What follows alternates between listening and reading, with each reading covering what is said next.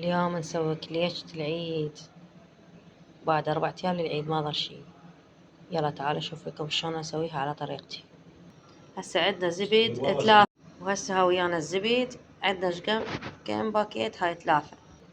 والطحين شقد 5 أكياس، يعني شقد 5 كيلوات. هسه نجي نحط الزيت ونحطه على الطباخ على مود نحمس، لا قصدي نموعه. شغلنا الطباخ، هاي بلش يموع عندنا. أول شي نحط الكمباودر، هذا الكمباودر نحط كيسين، هذا الكيس الثاني، وهاي فانيلا حطيناها،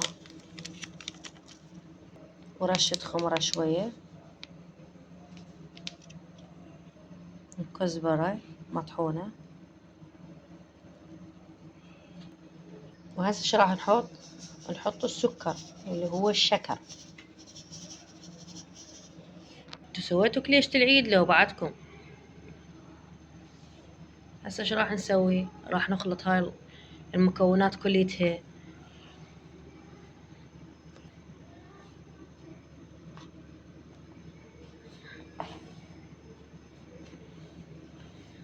هسه كملنا خلط، راح شو نحط الزبد ويا زيت خلطت اني.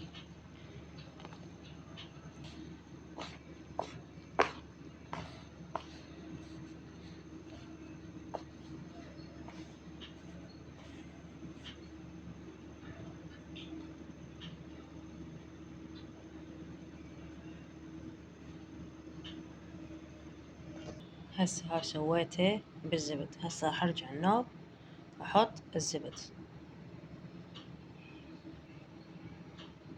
وهاي خلصنا هسه عين الزبد، فركناه ويا الطحين.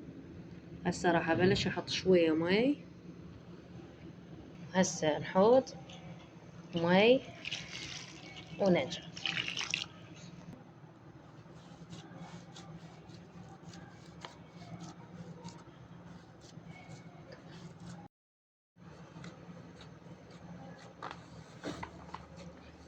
هاي طحنت الشكر، هاي شوفوا السمسم وياه.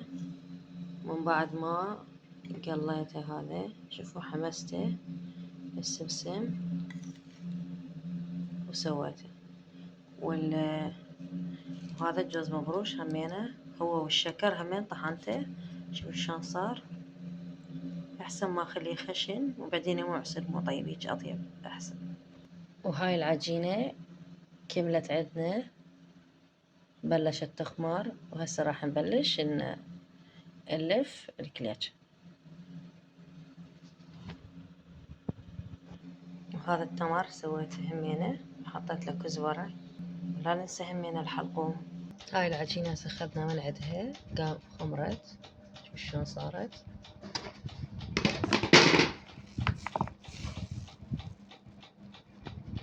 ما شاء الله تخب.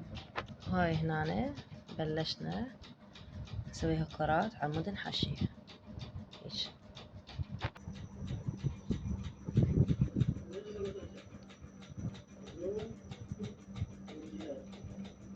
هاي كليتشتنا خلصت، شوفوها، شوفوا المنظر، صارت تجنن.